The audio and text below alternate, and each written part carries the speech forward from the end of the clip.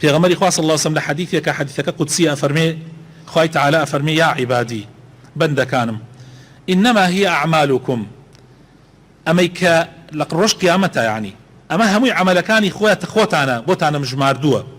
پاشان پاداشتی عەمەلەکانی خۆتان ئەدەمەوە فمن وجد خيرا هەر کەسێ خێری بینی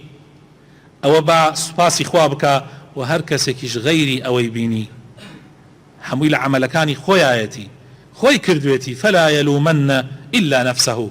تەنها لۆمەی نەفسی خۆی بکە وەکو ئیمامی مسلم ئەیگەڕێتەوە لە حەدیثی ژمارە 2577 کەوا بوو خۆشەویستەکانم با ئاگامان لە خۆمان بێ و هەوڵ بدەین ئەم دوعایە زۆر جار دووبارە بکەینەوە ربنا آتنا في الدنيا حسنة وفي الآخرة حسنة وقنا عذاب النار زۆر جار کە ئەمانەوە دوعایش دەست پێ بکەین با بەمەدەستی پێ بکەین یا ڕەبی خوایە ڕەحمان پێ بکەی خێر و بەرەکەتی دنیا بە نصیبمان بکەی و چاکەکانی قیامەت بە نصیبمان بکەی و لە ئاگری جەهەنەم بە دوورمان بگری یا ڕەبی ماڵ و مناڵمان ساڵح بکەی